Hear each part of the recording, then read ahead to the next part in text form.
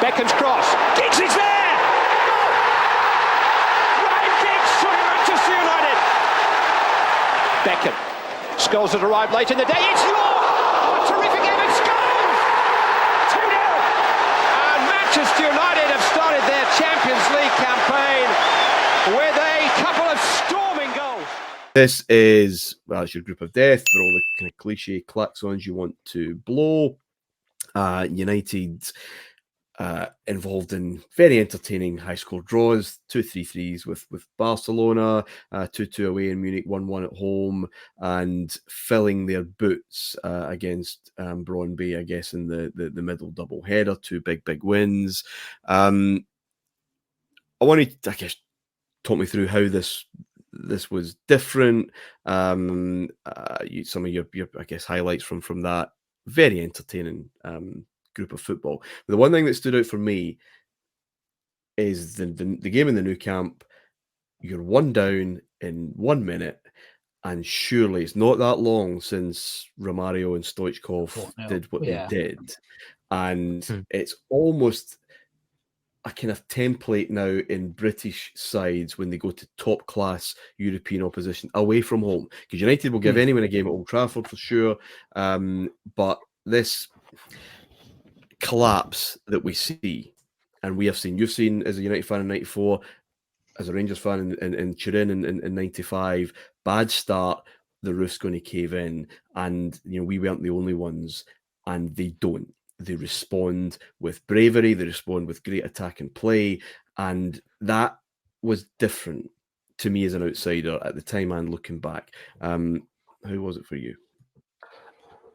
Terrifying, obviously, but yeah, I mean, you're right. But what I would say is they were battered for about 20 minutes in that game. They could easily have been 3 down. They started really badly. Schmeichel makes one fantastic save where he sort of half fumbles a shot and then he punched it away from someone. It might be Giovanni, but anyway, I think the thing that turned it was just a really good goal out of nothing from Dwight Yorke, and he had changed the team. He had given them a menace, particularly away from home, because they had struggled to score away to good teams. Previous season, I'm scored in Monaco, hadn't scored away to Juventus, albeit a dead game. But so yeah, it just takes a pass from Bronx to his stride, 20 yards out, and just basically belts it, and that kind of changed the whole mood of the game. I think he was hugely important because he just he played effective. He was kind of like having a number 10 kind of 1-2 with Cole, but they did. I mean, there were times when they rode their luck that you wouldn't believe. Really, the last 20 minutes of that game. Rivaldo, because basically Barcelona knew a draw that night would put them out of their European Cup, because finals in the Nou Camp. It was a 100th anniversary.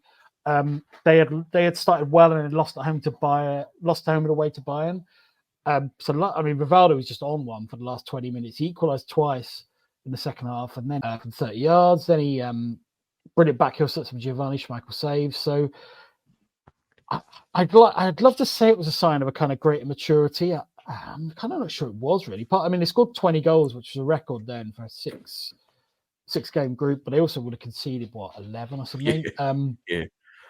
I think it was partly Ferguson just decided kind of fuck it. I think he was annoyed about the previous year. One thing I think was really important was the signing of Stam, because one of the big reasons they bought him was because of his ability to defend 1v1. And fucking hell, he had to do that season a hell of a lot. So yeah, it's interesting at the time. You have to remember at the time, everything they achieved was breaking ground, not just for them, but for English football. You look back now in the context of what City have done in particular and the control English teams can have, and it feels kind of ramshackle. But at the time, it just felt like this great adventure. Kind of anything they achieved was a bonus. I do think that game was really important for Barcelona because of what happened. As you say, you've spoken before about slaying the dragon of Juventus, albeit whether that was kind of a mixed blessing. But I think this was really important as well. And it becomes that game, particularly the second 3-3. So they draw both games 3-3. Which I always think amazing in the context of that season. Those 2 games are like album tracks, not singles. That's how many great games there were. But the second one is an utter free-for-all. Yeah, it's just crazy. Ferguson interestingly described it afterwards as the perfect football match. Something like both teams going toe-to-toe with no thought of defending. So that group of death then, Rob, is that there is no... how best to describe this? There is no Monaco. There is no one of those teams that as a club are a tier below, but very dangerous. They're a club on the up. They've got a very good group of players. And you sent me something from the Times on the day of the final game at home to Bayern, where Neville was talking about, we've been too wary of teams like Monaco in the past, letting them change their game for us. Our strength is our attacking football, and Munich know that we'll be coming at them for the entire 90 minutes and that we will not let up. This is death or glory, and again, that draw, these are two giant clubs. Well, fuck it then. Just let's just have a... Yeah. It's hard. It's interesting. I do think there was an element of that. Yeah, it's hard to reconcile that with how desperate he was, obviously, to win it. I just do think that there was a kind of a general fearlessness that season. You also have to remember the context of the game. You spoke a lot about Monaco, the injuries, and also they'd lost form badly. Arsenal were reading them in. Whereas at this point, their form domestically wasn't amazing, but they were scoring a lot of goals. Yorke had settled unbelievably well. And so I think that kind of just drove the way they played, really. They also had a few injuries defensively. And it's kind of that was kind of their only option. The other interesting thing is this is the first season when Scholes is a proper first choice central midfielder along with Keane. Now, he played the previous season, but only because Keane was injured. Generally before that, and actually, interestingly, you get to the knockout stage and Scholes won't be picked because Ferguson kind of becomes a bit more cautious. But in Munich and in Barcelona, he plays Scholes central midfield. Which is kind of a statement of intent at that time because Scholes was not far changed the way they played. And I think Yorke just energized the whole team, really, and made them dangerous in any conditions, which they hadn't been before. Even when they got to the semi-finals, they had not particularly been dangerous away from home. In fact, was it movement, Rob, that he had that United maybe just didn't have? Movement, class, confidence, even just the fact he just always smiling. I really think they made charisma. Yeah, but I think the biggest thing he did was, he's a brilliant finisher with particularly with his head. Actually, he was underrated. But the big thing he did, say that, yeah, he would drop in and you could whack balls into him. Keane loved that really quick, straight pass into a forward, and he would drop and then he would beat someone. If you beat someone in the center of the field, it just opens everything up. And he did that so often. And also, he had that kind of cheesy rom-com chemistry with Cole, which no one could have predicted. Ferguson wanted to pay Yorke and Kluivert.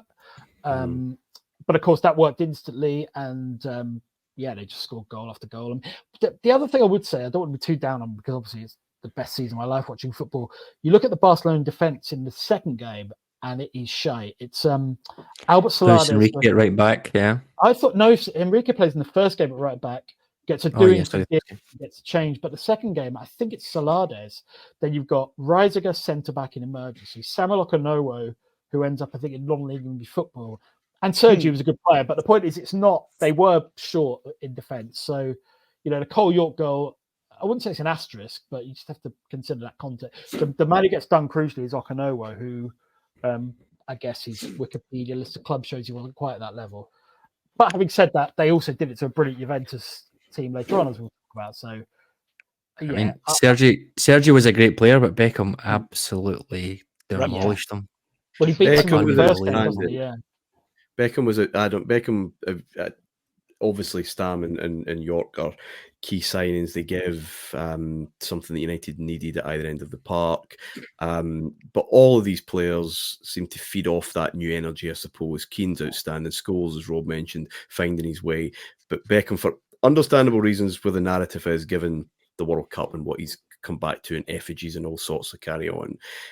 But it's just devilish cross after free kick. He just seems to be everywhere, and this is the birth, really, I suppose, of what United and England are going to see for the next few years. Just seemingly everywhere. Yeah, there's a lot of quite interesting tactical things. I guess we'll come on to in the next round, or the next episode, I should say, around those relationships on the flanks, and as Rob mentioned in the middle. I think Beckham's phenomenal. Yorke, Rob's spotted for me. I was surprised actually when I look back how good he is with his head. The amount of crosses that Beckham puts in for him, I guess, makes it easier. But I completely agree with Rob. I think the signings that summer, more than they'd spent before, probably double more than they spent before. I think the year before was Bergen and Sheringham, about 10 million this summer. It's close to 30. Yorke, yeah, Stam, they were slaughtered. They they were slaughtered for signing Yorke. It's worth mentioning that as well. There was a hell of a lot of criticism, internally and externally.